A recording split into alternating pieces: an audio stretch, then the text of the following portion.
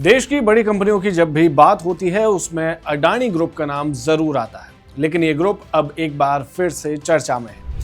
दरअसल अडानी ग्रुप ने अपनी रणनीति में बड़ा फेरबदल किया है, जिसमें बेसिक प्रायोरिटी, डिफेंस, इकोसिस्टम और इंटरनल गवर्नेंस पर खासा फोकस किया जा रहा है। यह जानकारी खुद गौतम अडानी के बेटे करण अडानी ने अपने इंटरव्यू में कही।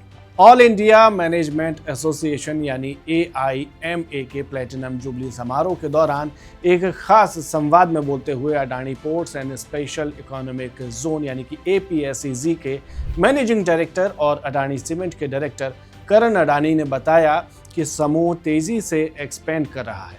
करण ने साफ कहा कि अब इन्वेस्टमेंट के जरिए 3 ऑप्शंस पर फोकस किया जाएगा। पहले 2 हिस्सों में एनर्जी और लॉजिस्टिक्स पर ध्यान दिया जाएगा और तीसरे हिस्से में वो सभी चीजें शामिल होंगी जो इस वक्त भारत की जरूरत हो सकती है। करण ने बताया कि एनर्जी इंफ्रास्ट्रक्चर में सिटी गैस डिस्ट्रीब्यूशन, बिजली ट्रांसमिशन नेटवर्क और डेटा सेंटर जैसे उभरते डिजिटल एसेट्स शामिल हैं और यह एक लॉन्ग टर्म गोल होगा।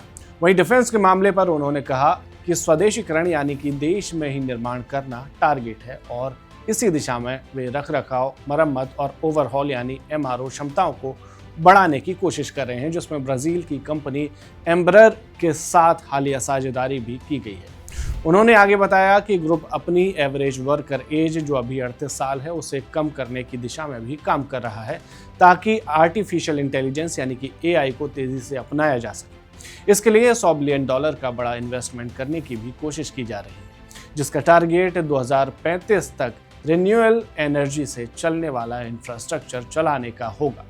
वहीं पहले ग्रुप में सिर्फ 2% महिला कर्मचारी थी, जिनकी संख्या बढ़कर 15% तक पहुंच गई है। साथ ही पोर्ट, हवाई अड्डों, सीमेंट और खनन जैसे अलग अलग बिजनेस के बीच कर्मचारियों को मोबिलिटी को भी तैयार किया जा रहा है।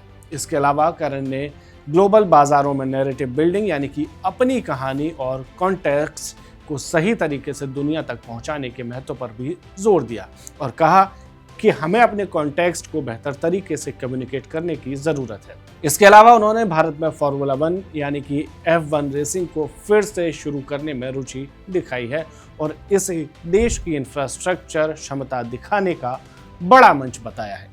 उन्होंने कहा कि JP ग्रुप से जुड़ी संपत्तियों के अधिग्रहण के बाद, जिनमें ग्रेटर नोएडा का बुद्धा इंटरनेशनल सर्किट भी शामिल है, अगर रेसिंग दोबारा से शुरू होती है तो लक्ष्य वैश्विक क्राइटेरिया को मेंटेन करना होगा। अपने करियर के शुरुआती दिनों को याद करते हुए करण अडानी ने बताया कि भले ही उनके पिता गौतम अडानी हैं, बावजूद इसके उन्होंने मुंद्रा पोर्ट पर बिना किसी खास विशेषाधिकार के जमीनी स्तर पर काम शुरू किया था और उसी अनुभव ने उनकी ऑपरेशनल सोच को औपचारिक शिक्षा से ज्यादा आकार दिया है।